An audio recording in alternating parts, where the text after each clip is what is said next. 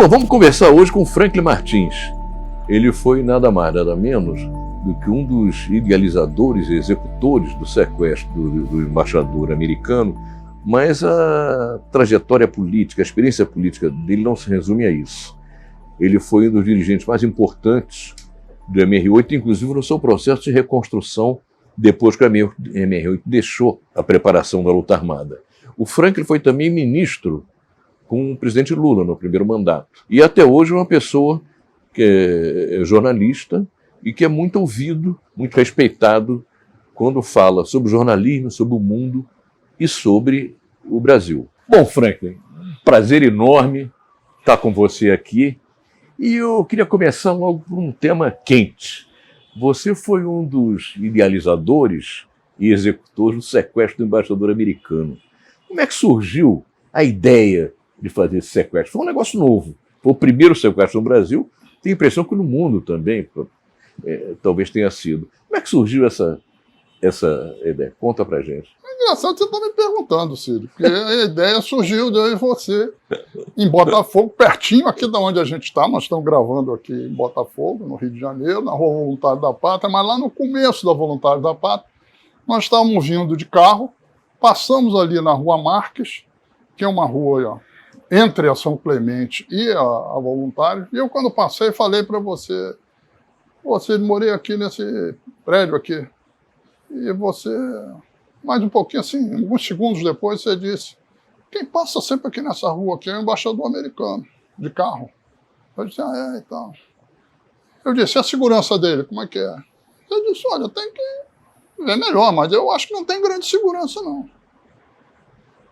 E já na Voluntário, nós íamos comer numa pensão que tinha ali perto da Rua da Matriz, na Voluntário com a Rua da Matriz.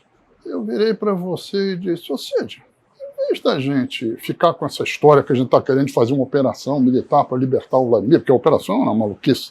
Quer dizer, eu sei mais do que ninguém, porque eu cheguei a São Paulo fazer um levantamento externo do quartel da Polícia do Exército em Ibirapuera, ver se dá para fazer uma ação de comando entrando lá. Era uma absoluta porra louquice, militarmente uma ação impossível, onde ia morrer gente, e provavelmente o próprio Vladimir correria grande risco. Então aí eu virei e disse: pô, se a gente ficar nesse negócio de... O Vladimir era a principal figura das manifestações de 68, nós participamos da mesma diretoria da UME, União Metropolitana de Estudantes, éramos vice-presidentes da UME, e o Vladimir tinha sido preso, porque foram selecionados depois de Ibiúna, o congresso de Ibiúna da UNE, que a polícia prendeu 1.000 estudantes, alguns foram selecionados, uns 10 ou 12, eram os principais.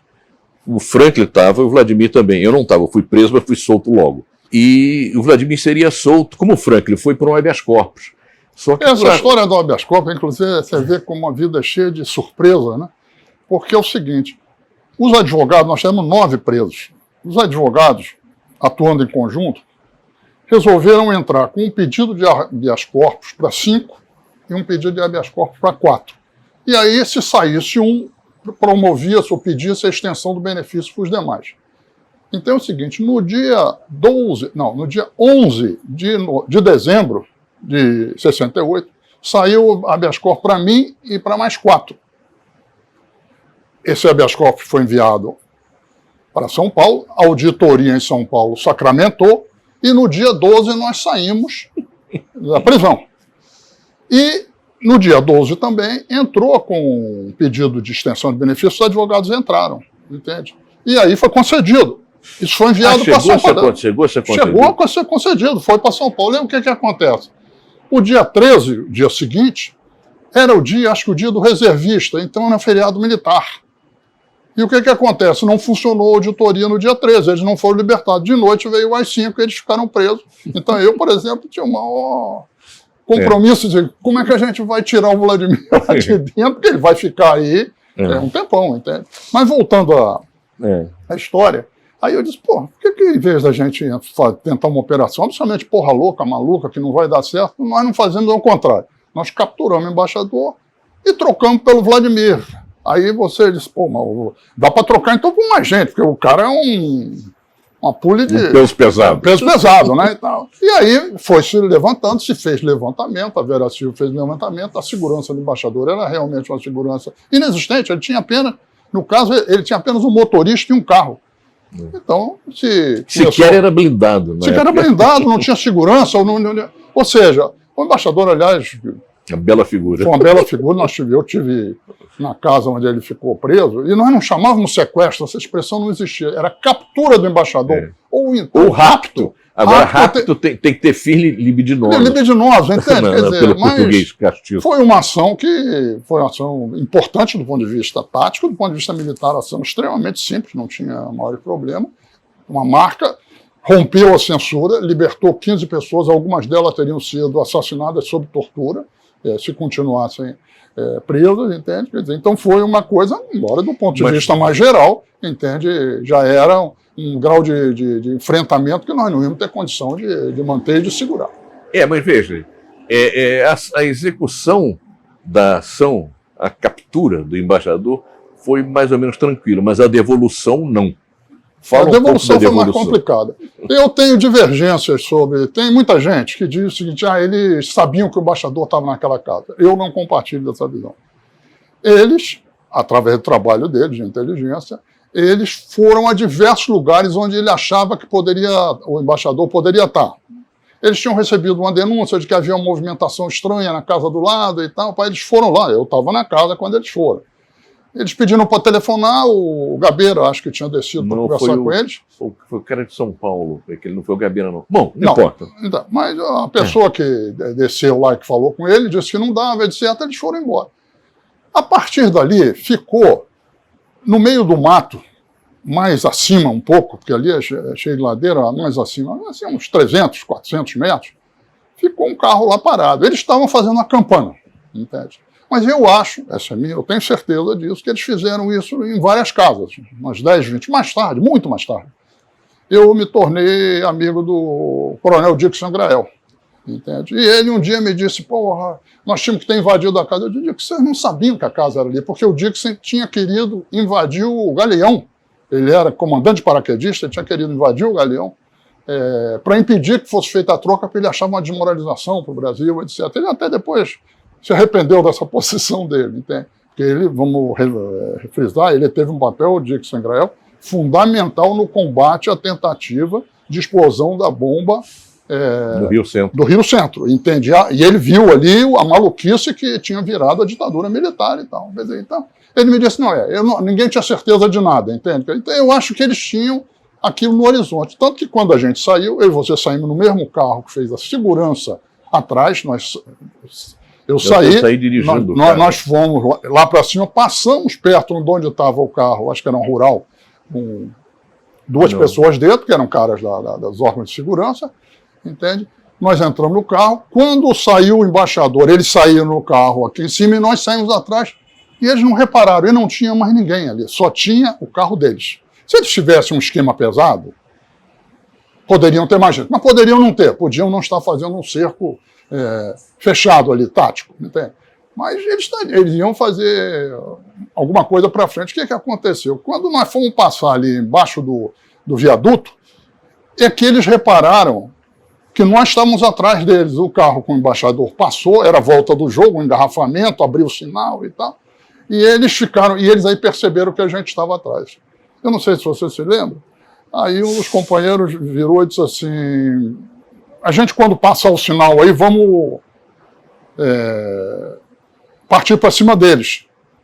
Aí eu disse para eles, vamos partir para cima deles. Ele virou para você e disse, você passa pelo carro, era em frente ao batalhão ali da PE, que tinha, era a PE que tinha ali, de um batalhão. Sim, mas não foi na PE, não. Bom, era um batalhão que tinha ali, que nós já tínhamos, inclusive, roubado uma metralhadora ali deles, entende? Quer dizer, aí, a metralhadora foi no Hospital da Aeronáutica, no Barão de Itapajipe. Então é isso. Aí eu sei que quando nós íamos passar, o cara disse, o companheiro disse lá que estava. Então quando passar eu jogo uma bomba, eu olhei e disse, vamos todos morrer, porque era uma maluquice total, jogar uma bomba, o carro explodiu, o nosso carro do lado. Mas nessa hora você não discute, né? A ordem você não se discute. Mas o que aconteceu? Naquele engarrafamento eles foram para uma rua lateral, o nosso ficou no engarrafamento. Felizmente a mão de alguém nos salvou ali, entende? Nós passamos, foi em frente, já tinha sido trocado, já tinha... Os 15 prisioneiros tinham chegado, os companheiros tinham chegado no México, O manifesto tinha sido lido em todas as rádios, todas as televisões, um impacto monumental, ou seja, nós tínhamos vencido aquela batalha. O problema é que a guerra ia ser bem mais pesada a partir daí. É engraçado, a gente tem... São 50 anos, né? E a memória, e depois a gente não ficava conversando isso todo dia. Até porque nossos caminhos, ele estava num lugar, eu estava no outro e tal. Mas a minha lembrança bate 90%. Por exemplo, eu estava seguro. Ele agora disse, não, tenho certeza que não. Que nós estávamos conversando quando passou o carro do americano. Ele está lembrando que não, que ele morou ali, ele falou que passava ali. Mas o carro do americano em Botafogo. Em Botafogo, é. Mas pode ser, você deve ter razão. Depois, eu também acho que a repressão não tinha certeza. Não. Agora, ela via como uma das possibilidades. Não. Até quando eu tive preso depois, no DOI-CODE, um major paraquedista, ele queria me convencer que eles poderiam entrar lá e libertar o embaixador. Eu digo, é muito difícil, viu? Vocês podiam libertar o embaixador morto, e nós mortos também. Então, ali no... Mas aí o que ele disse foi o seguinte, é que ao lado morava um almirante. Tudo bem, que mas tinha eles podiam já, ter desconfiança. Mas... avisado. Não tinha, olha, eu acho o seguinte, também existe um problema da narrativa. Eles têm que dar a impressão de que eles sabiam tudo. Não sabiam. Tem um outro dado também, na hora de entregar, a gente ficou mais ou menos com aquela história que você pega um tigre pelo rabo, mas na hora que você soltar o tigre, ele vai te atacar. A gente fez a exigência, eles cumpriram as exigências e, bom, era o momento mais difícil que nós íamos viver. Era o momento mais delicado que nós íamos viver. E a bola estava com a gente. E aí, a gente deixou para sair perto da hora do Maracanã, etc. Não, e eu me lembro que eu saí a pé, fui até perto do túnel, subindo a Barão de Petrópolis, para ver quantos eram os caras, enfim, e que tipo de armamento eles tinham. E voltei. Tanto assim... Eles me viram, então, muito de perto. Eu sabia que não podiam me agarrar, porque eles estavam com o embaixador ainda. Mas o retrato falado que saiu no dia seguinte, de vários de nós, que eles nos fotografaram entrando e saindo da casa e tal. Mas o retrato falado, que em geral não é muito fidedigno nas pessoas, o meu retrato era muito a minha cara. Foram vários deles que me viram a 3, 4 metros. Enfim. Agora, efetivamente, a devolução dele foi um troço de filme americano, de corrida, parar, avançar sinal, subir calçada. E depois que saiu isso dali, porque eles não tinham o chamado cerco tático em volta, na zona de operação. Eles não tinham cerco operacional e não tinham cerco tático. Se eles tivessem certeza que ali, eles podiam até não ter um cerco operacional, mas eles teriam um cerco tático. Mas sabe o que eu acho também, Franklin? Eu acho que é isso aí. Talvez em outros tempos, eles com mais experiência. Sim, mas...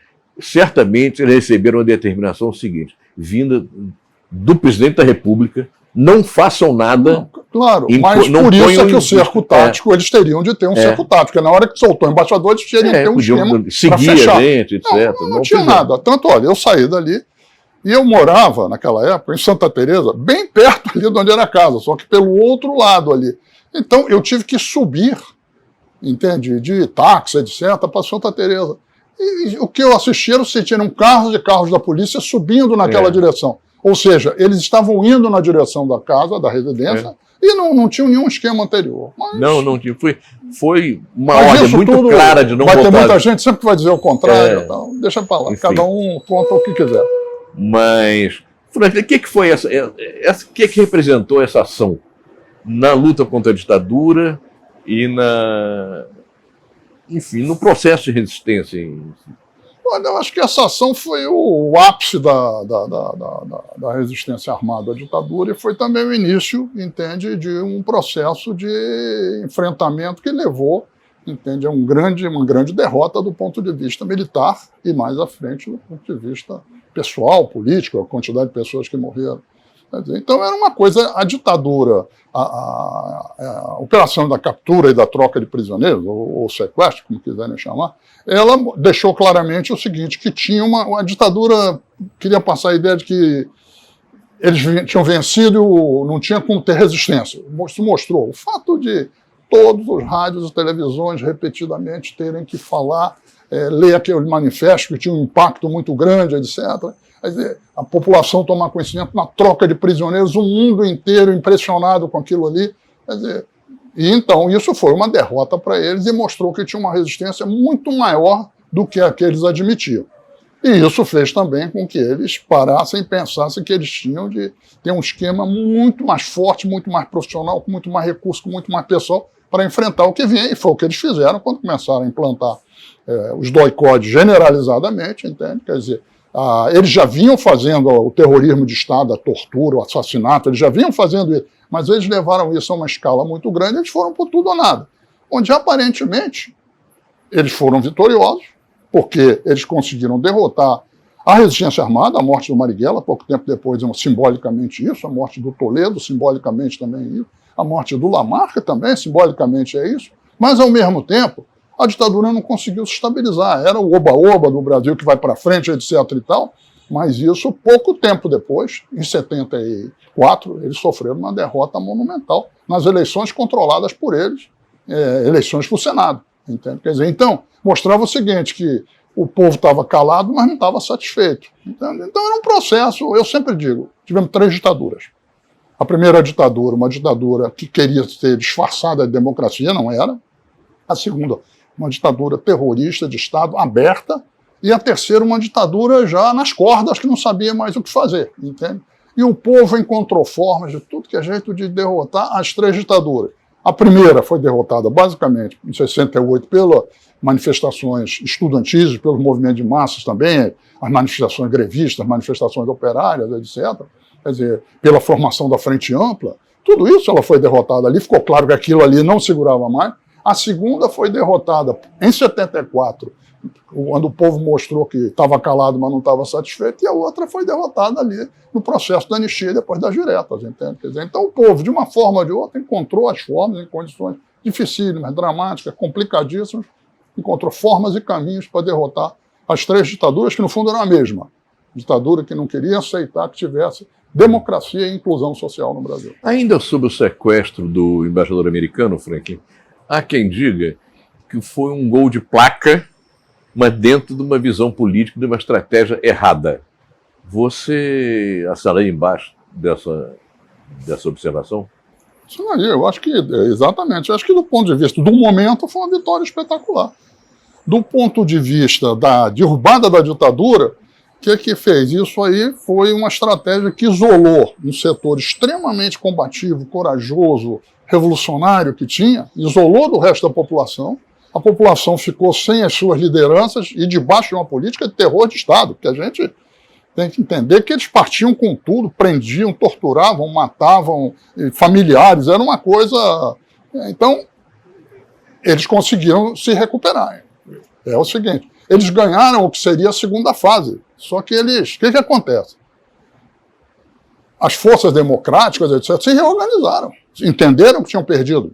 Foi um processo difícil, fazer autocrítica, como se dizia naquela época, era complicado porque você dizia, pô, vou fazer autocrítica, eu não estou traindo meus companheiros que morreram porque eu estou voltando atrás, mas aos poucos as pessoas foram entendendo que não, o teu compromisso com os teus companheiros, entendeu? Não era persistir nos mesmos erros que todos nós tínhamos cometido, era a gente ser capaz de encontrar força, organização, estratégia para derrubar a ditadura, vencer, para mudar o ambiente geral do país. Então eu acho que isso foi amadurecendo. Eu, por exemplo, depois do sequestro, eu saí, fui para Cuba, treinei guerrilha em Cuba um ano, voltei e ia entrar para o Brasil. Ao entrar no Brasil, eu fiquei no Chile um tempo e ia entrar para o Brasil, mas não consegui entrar para o Brasil porque as coisas não funcionavam no Brasil. Entende? Então foi ficando aquela complicação aí. A direção do MR8 e os principais quadros, militantes, etc., saíram do Brasil e chegaram à conclusão que não tinha como continuar com a questão da luta armada, aquilo ali estava derrotado, não foi pouco depois da morte do Lamarca, inclusive. Quer dizer, então se discutiu no Chile e se fez autocrítica daquilo e diz, o que é que nós temos que fazer agora? Voltar a nos conectar com o movimento de massas, o movimento sindical, o movimento das oposições sindicais, as comunidades eclesiais de base, os estudantes, coisas camponesas que tivessem, ou seja, fazer o trabalho de formiguinha e reorganizar. Então, primeiro, Era o trabalho, a luta heróica, logo depois do AI-5. E agora passou a ser o trabalho de formiguinha. E esse trabalho de formiguinha foi decisivo. Eu retornei clandestinamente para o Brasil, no comecinho de 73, antes do golpe militar no Chile. Fui clandestinamente para São Paulo, reorganizar esse trabalho de formiguinha. Como era a tua vida em São Paulo nessa clandestinidade? Porque você tinha estado já semi-clandestino na jornada de 68, que era um líder procurado e tal, não morava mais com a família e tal. Mas essa tua clandestinidade nos anos 70 foi diferente. Descreve um pouco o teu cotidiano. Olha, eu quando voltei para o Brasil, em 73, as condições de clandestinidade eram muito mais duras, difíceis, do que antes. Antes eu tive clandestinidade na época do movimento estudantil, era uma semi-clandestinidade. Depois do AI-5, eu já vivi clandestino. Mas era uma clandestinidade que você ainda estava aprendendo a ser clandestino e a ditadura ainda estava aprendendo a ser de terrorista aberto. Era uma coisa... Já quando eu volto para São Paulo, não. Era... Quem tinha saído do Brasil e voltava era torturado e morto. Naquele momento, a prisão significaria morte. Então eu volto para o Brasil, era uma prisão muito difícil. Eu fiquei num apartamento em São Paulo, ali no Bexiga, na casa de um casal que foi fantástico comigo, 1 ano. Eu só saía de noite, depois que escurecia, fazia meus encontros, minhas reuniões com um grupo muito selecionado. Eu não tinha contato com muita gente. Se juntasse tudo, eu devia ter contato naquela época com 15 pessoas no máximo, 12 pessoas por aí. Na verdade, eu ia, então, por exemplo, pessoal que está trabalhando em São Bernardo, como é que a gente organiza? Eu não ia reunir com o pessoal que estava trabalhando, eu reunia com o pessoal que está trabalhando no movimento estudantil, eu reunia com... Então era uma coisa assim, quer dizer, e também grupos que vinham de outras organizações que também estavam fazendo processo de autocrítica e estavam querendo conversar. Então era um processo muito... Então, eu vou dizer, foi uma clandestinidade, eu vivi numa solidão monumental, embora eu tive o apoio, entende, do Zé Carlos e da Papoula, foi uma coisa fantástica, são 2 pessoas. Então, eu vivi... Olha, eu me lembro que de noite eu ouvi um barulho de camburão, aquelas Ford 100, né, que tinha, né? Eu ouvia aquele negócio, eu sabia, e eu aprendi a não ter sentimento, não passar nada, não olhar por lados. São coisas que eu tenho até hoje, você sabe, por exemplo. Eu entro num restaurante, eu dou uma olhada, mas não é nada consciente. Eu dou uma olhada, assim, em geral, para saber. Então, às vezes, eu vejo um cara que eu não quero encontrar, não entro num restaurante. Mas eu adquiri um hábito... A altura não ajuda a clandestinidade. Não, era um tremendo problema, Eu não podia ser clandestino no Rio, ademais, porque eu era muito mais conhecido no Rio. Qual é a tua altura, exatamente? Eu estou diminuindo, agora estou com 1,91, já tive 1,94, mas com o tempo a força da gravidade vai te abaixando um pouco, mas era um problema. Então eu tive 1 ano e pouco, eu saí, depois em 74, e fui ao exterior para trazer mais companheiros da direção, de tudo isso, para coisa... Você vê que na vida também é sorte, né? A sorte, eu digo que ajuda o bom goleiro, mas precisa ter sorte. Eu saí, quando eu estou voltando para o Brasil, e eu tinha dado uma respirada de 2 meses no exterior, para mim era uma coisa impressionante, porque eu levei 13, 14 meses, onde eu não tinha vida. Era só isso que eu estou falando, uma coisa... Eu aí volto, quando eu estou voltando, eu recebo um aviso, eu ia voltar pela Argentina, clandestinamente, depois entrava pela fronteira terrestre e tal, eu recebo um aviso, espera na Argentina. Tinha caído o compartimento onde eu morava. Entende? Você vê, eu tive a sorte de que ele caiu quando eu estava fora. Caiu porque uma pessoa que foi presa achou que eu poderia estar lá, entende? Quer dizer, e ela tinha razão, mas isso deixa para lá, já aconteceu.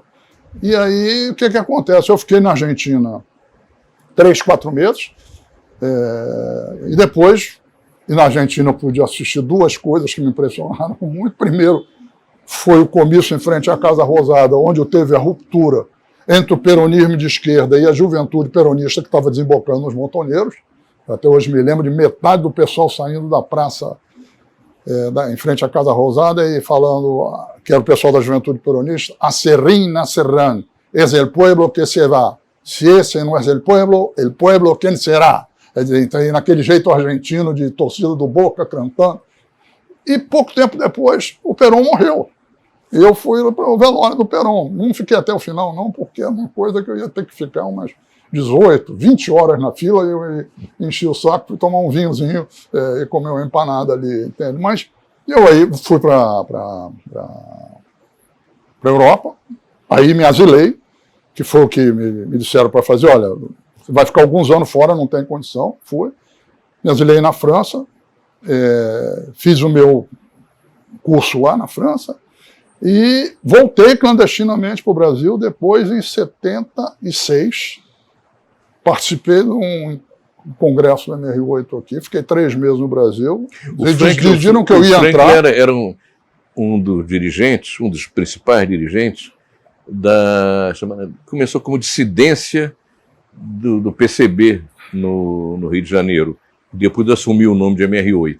Aí eu volto em 76, participo desse congresso, que 3 meses, saio novamente, organizo lá a minha vida, tudo, lá na França, e volto 2 meses depois, comecinho de 77, e fico no Brasil, onde fiquei na clandestinidade em São Paulo, mas já era uma clandestinidade muito mais leve, muito mais tranquila, porque o Brasil, embora fosse uma ditadura, a ditadura estava na defensiva. Entende? E o movimento de massas, um crescimento, aí está vindo, logo está vindo São Bernardo, está vindo o movimento operário, logo depois vem a luta pela anistia. É um processo, tem aquela mudança, eu sempre uso a música do Belchior, como nossos pais, que o Belchior tem a música de 76.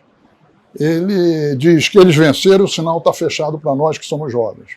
E ele, em seguida, na música, ele diz o seguinte: eu não vou voltar para o sertão, porque eu sinto vindo no tempo o cheiro de uma nova estação. Era exatamente isso que foi esse período, a minha volta, foi o período de um cheiro de uma nova estação. Tá, Frank, vamos passar para os dias mais atuais. Como é que você vê o governo Bolsonaro, a vitória do Lula e o risco do fascismo? Porque o fascismo tem posto a cabeça de fora, não só no Brasil. A gente tem um fenômeno que está acontecendo em vários países, a gente viu agora aqui na Argentina. Como é que você avalia? Há uma onda de extrema-direita no mundo inteiro, ou isso é só uma marola? Olha, eu acho que uma coisa que a gente nunca conseguiu medir na sua magnitude foi as mudanças que a Constituinte de 88 produziu no Brasil. Ou seja, colocou na Carta Magna inclusão social, colocou educação, mas ela teve, do ponto de vista político, algo extraordinário, que foi o voto do analfabeto. Na República Velha votavam 2% dos brasileiros, da população brasileira, isso não é força de expressão, 2%, aqui teve mais gente, foi 5%, é de 1930. Depois, no final do Estado Novo, a eleição do Dutra, votaram 13%, porque as mulheres passaram a votar e muitos trabalhadores entenderam a importância de votar. Mas quando chega a vitória do Jânio, é 17% só dos brasileiros, e aquilo ali ficou estancado. Porque sem o voto do analfabeto não ia mais além daquilo. Com a Constituinte, o Collor, quando se elege no primeiro turno, votam naquelas eleições equivalente a 48% dos brasileiros. As eleições do Lula, do Fernando Henrique e da Dilma é com 50%, 54%, 55%. O que isso significa? Significa que as multidões passam a decidir o destino do Brasil. Aí você pode dizer, mas o Fernando Henrique se elegeu. Sim, elegeu porque o PT ficou olhando para o teto a questão da inflação, e era o grande problema que afetava a vida dos brasileiros. Mas depois também com as besteiras que o Fernando Henrique fez. Entende? Com o estelionato eleitoral dele na reeleição, ele disse que ia defender o real e não defendeu, acabou com a estabilidade do real 15 dias depois do início do segundo mandato. Quer dizer, você tem depois, ainda mais com o apagão e tal, o Fernando Henrique acabou, veio a inclusão, ou seja, a partir daí, os partidos democráticos populares com o PT à frente ganham 4 eleições seguidas. Isso significa o seguinte: 16 anos, eles não tinham o que fazer, eles não podiam. Por quê? Como é que você vai, eu sou contra a Bolsa Família, eu sou contra o aumento do salário mínimo, eu sou contra o discurso neoliberal, que era o discurso que tinha emplacado com eles, não emplacava mais. E eles foram se arrebentando. O que acontece? Resolveram partir para o golpe. O processo do golpe contra Dilma, em 76, começa em 74, o Aécio, uma pessoa por quem eu tinha respeito, assim, como jornalista, etc. e tal, e para mim é uma pessoa que desapareceu no mundo, Entende? Quer dizer, o que acontece? O cara está questionando o resultado das eleições no dia seguinte. Aliás, fazendo já um prolegômeno do Bolsonaro mais tarde. Aliás, ele queria auditoria no voto eletrônico, eu não sei como é ou isso. Seja, recontagem do voto eletrônico. Ou seja, é a dificuldade de aceitar isso. Por quê? Porque o programa dele era o programa, entende, do homem da tesoura, de cortar tudo, que, aliás, é a única coisa que eles fazem. O que acontece? Eles vão, dão um golpe.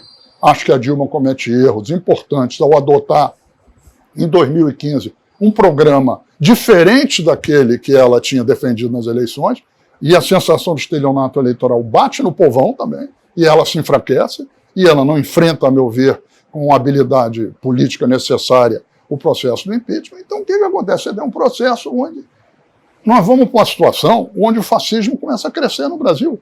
E o fascismo, vamos ter claro, Bolsonaro é um representante da República das Milícias, entende? Todo mancomunado, entende, com Bolsonaro. Eu cobri congresso, ninguém levava Bolsonaro a sério, entende? Quer dizer, eu me lembro de uma história, uma vez eu fui embarcar de Brasília para o Rio, naquele tempo você fazia check-in ali e tal. Aí na hora que eu estou lá fazendo meu check-in, tem uma voz, Frank, atrás de mim, eu olhei assim, umas 4 pessoas atrás, era o Bolsonaro. Tô vendo que você não está com mala, você pode levar umas malas para mim aqui? Aí eu virei e disse assim, Bolsonaro, só se você assinar aqui um termo aqui na frente de todo mundo que não está transportando bomba, porque você é um terrorista. Ele era isso, ninguém levava ele a sério. Entende? Mas o que o Bolsonaro era? Era o cara dos grupos de extrema-direita vinculados com a banda podre da polícia, e eu acho que também as forças progressistas não conseguiram fazer o que deveriam ter feito, era ter um programa de segurança pública nacional que fosse além das questões sociais. É necessário dar segurança. O Estado precisa existir. Se o Estado não existe na comunidade, na favela, etc., alguém ocupa o Estado. Nós sempre dizemos, jornalistas que cobrem política, não existe vácuo na política. Não existe vácuo no Estado, também alguém aparece. Entende? Acho que foram erros importantes. Então eu acho que tem que reconstruir. O lema do governo Lula agora, né? Do Lula 3, é união e reconstrução. No caso da segurança pública, é construção. Não se teve nada construído como deveria ter tido. Eu acho que esse tem que acender o farol e entender. As pessoas têm direito a ter segurança oferecida pelo Estado e não perseguição ou mancomunagem para tomar dinheiro delas, entende? Para botarem elas sempre sob o medo, a ameaça, a incerteza, a insegurança. Porque isso faz com que uma parcela queira, para ter segurança, acabar se ajoelhando na frente dessas pessoas. Então eu acho que isso, eu acho que o Lula conduziu uma eleição extraordinariamente difícil, vamos ter claro.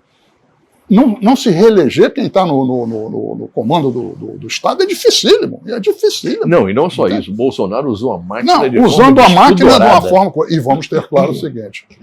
A nossa direita, entre aspas, democrática, não fascista, ela achava que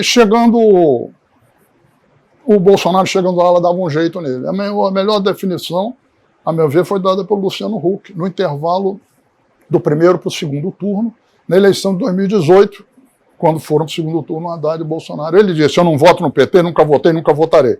O outro eu também não concordo com ele, mas chegando lá, a gente conversa, a gente se entende. Ele desce, ou seja, queriam montar na garupa do cavalo do capitão e assumir a rédea logo depois. Político muda muito de opinião, mas político não muda de personalidade. O Bolsonaro não ia ser controlado, entende, desse jeito, porque ele tem uma personalidade paranoica, agressiva, entende, e complicada, que só se sustenta na agressão. Entende? Na tua opinião, o que está levando a que vários outros países, inclusive alguns com tradição democrática, estejam enveredando também pelo caminho da extrema-direita? Eu acho o seguinte, nós estamos assistindo, é muito complexo, não dá para ter certeza, não. O que eu vou falar aqui, eu não tenho certeza, as convicções absolutas, não. Mas nós estamos assistindo, entende, a um derrumbe do neoliberalismo. Sempre que o sistema hegemônico capota, ele gera uma sensação de esperança para algumas pessoas. Minha vida pode melhorar porque esses caras estão saindo da frente, mas ele gera um medo enorme de pessoas, e em geral pessoas que conquistaram alguma coisa, ainda que muito pouco, ou que acham que não conquistaram, que não deixaram lá conquistar. Então o que acontece? Você tem um processo Isso é normal. O nazifascismo apareceu assim, quer dizer, foi com a primeira a Revolução Industrial, quando tem o derrumbe dela, e a Primeira Guerra, você tem isso. Então, é um processo. O que acontece? O neoliberalismo vendeu a ideia, depois da queda do Muro de Berlim, do fim da União Soviética, etc., e tal, que ia ser um mar de rosas. Entende? Que o mundo todo ia crescer, não precisava ter Estado, não precisa ter política social, não precisa ter nada. A social-democracia na Europa foi apagando, não foi só o socialismo que acabou na União Soviética. A social-democracia foi apagando, com raríssimas e belas exceções. Quer dizer, então qual é o problema? Você fica aquele negócio. E você teve a social-democracia crescendo e avançando em alguns países, e o Brasil é um exemplo disso, com os governos do Lula e da Dilma, com os erros que possam ter tido e que tiveram, sem dúvida. Então, o que você tem? Você tem um regime de incerteza e com o crescimento da China cada vez mais forte e a força que ainda existe do ponto de vista especialmente militar na União Soviética, mas na Rússia, mas o que acontece? Você tem a China como a economia mais forte do mundo, a que mais cresce e que estabelece vínculos, e a China não quer fazer as coisas em uma semana, um mês, uma década, 2 décadas, é séculos, é como ela trabalha. Então, o que acontece? É uma quebra de hegemonia, de projeto reinante, mas não tem nada no lugar. Isso gera incerteza e insegurança. Tem que ter uma disputa, mas a disputa não pode ser só falando sobre o medo. A disputa tem que ser falando sobre a inclusão, sobre o emprego, sobre o desenvolvimento. Ou seja, tem que ser sobre a esperança. No fundo, aquela coisa do... Nesse momento de crise absoluta, é medo e esperança. Se o medo triunfar, o fascismo triunfa. Se a esperança triunfar, o fascismo é derrotado. É fácil? Não, não é fácil. Mas eu também não acho que é fácil para o fascismo emplacar, não. Entende? Então, é algo muito complexo, não é simples. Eu acho que no Brasil o Lula tem tido habilidade para construir certas coisas, mas tem algumas coisas que, às vezes, criam um problema.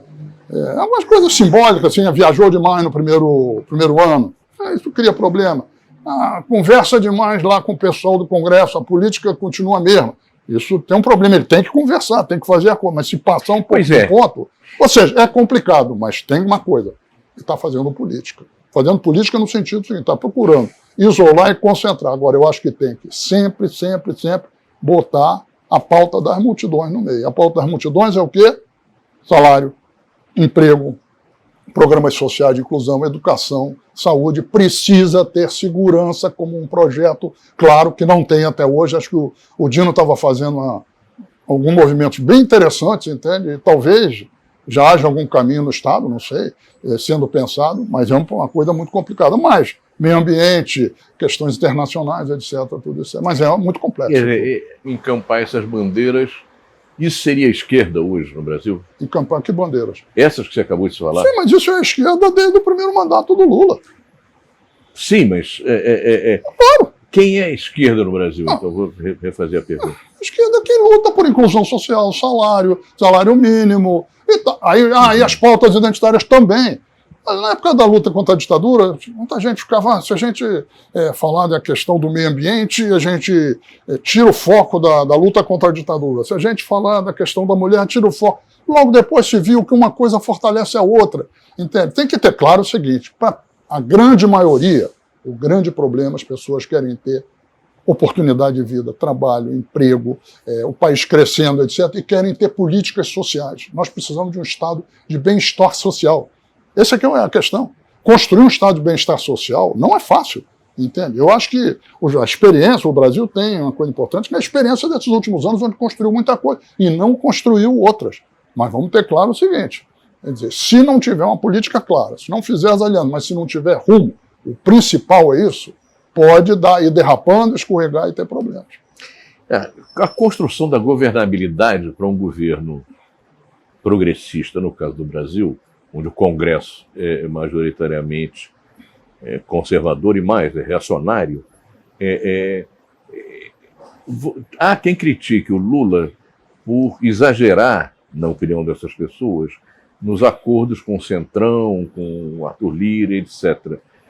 Mesmo gente que defende que haja algum tipo de acordo, de negociação. Quer dizer, do teu ponto de vista, essa governabilidade está sendo construída de forma correta, evitando atritos com esse segmento tipo Centrão, enfim, o Lula está essencialmente no caminho certo? Não, é difícil, porque é o seguinte, é um fio da navalha que você vai. Vamos ter claro, não é uma coisa simples. O nosso sistema eleitoral na eleição proporcional é um sistema que produz essas cooperativas de deputados que estão aí.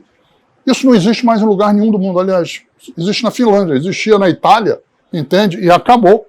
E deu no governo Berlusconi. Hoje em dia não tem mais. Ou seja, se é uma coisa que o povo vota para presidente de uma forma e ele vota para deputado de outra, você vai sempre ter um Congresso muito ruim. Porque a forma que você tem das elites políticas, etc., ou seja, do pessoal, não é o pessoal só do Centrão, não é o pessoal da política pequena. O povo vota dessa forma? O povo vota porque não tem saída. Ele não dá importância à eleição para deputado. Esse é que é o problema. Tem pesquisas que mostram isso. O povo sabe perfeitamente quem votou o eleitor, em quem ele votou para presidente, para governador, para prefeito. Mas 3, 4 meses depois da eleição, em quem que você votou para deputado? Não sei, só 30%, 40% sabe. Mais da metade já não se lembra mais. Por quê? Porque não tem importância para ele. Entende? Então, é uma coisa que, na verdade, não é normal. Nós temos aí um parlamento, um presidencialismo de coalizão, nós temos um sistema que tenta desidratar a decisão dada pelo povo naquilo que simbolicamente é o mais importante, que é a eleição majoritária. A Constituinte acertou quando colocou 2 turnos, porque aí o povo passou a fazer os acordos do segundo turno. A Constituinte errou quando manteve o sistema proporcional de lista aberta, que é uma verdadeira maluquice, uma coisa Existem pouquíssimos lugares, né?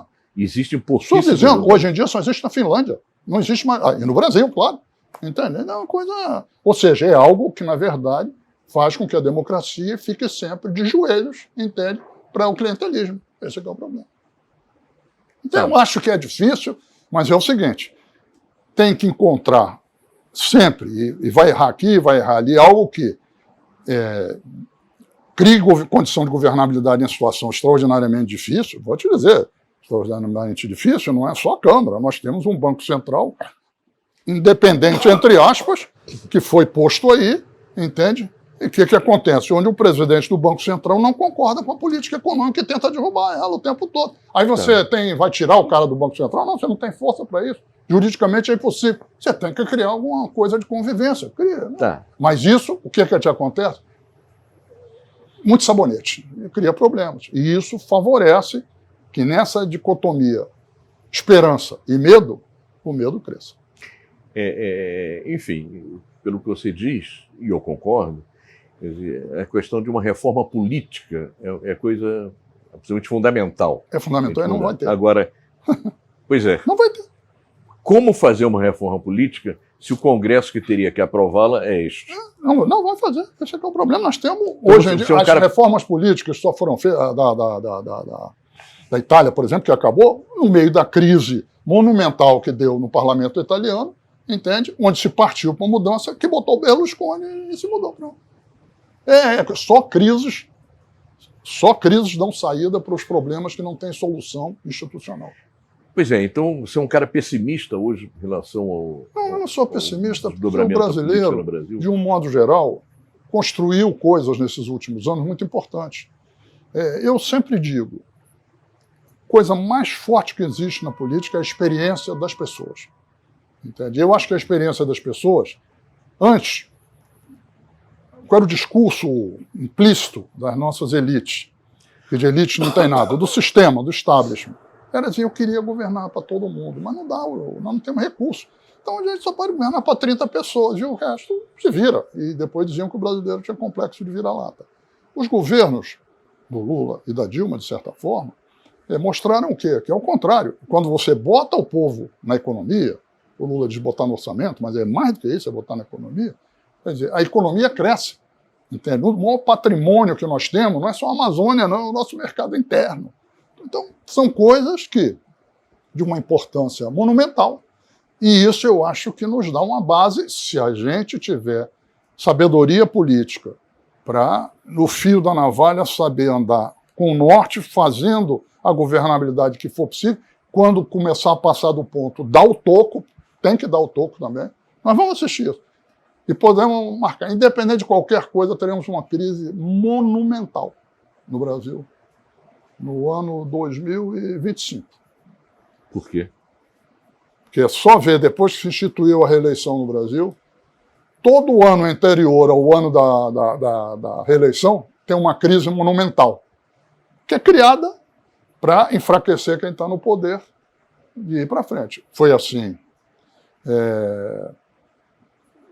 com o Lula. O Fernando Henrique não precisou, porque ele estava soberano, né? Mas foi assim com o Lula em 2005, a crise do mensalão. A crise do 2008, Marolinha versus tsunami. Depois foi a crise de 2013, que foi desembocar, e ela foi até antecipada não, um pouquinho antecipada, mas foi desembocar no que vai. Entende? É sempre assim. Ou seja, que é a forma o quê? De desviar dos interesses das multidões e ver se introduz outra agenda. Na política, a disputa principal, a disputa da comunicação é a agenda. Quem perde a agenda, perde na política. É bom ter isso em consideração. Para finalizar, Frank, que conselho você daria para os jovens que estão te assistindo agora? Sejam jovens. Sejam jovens.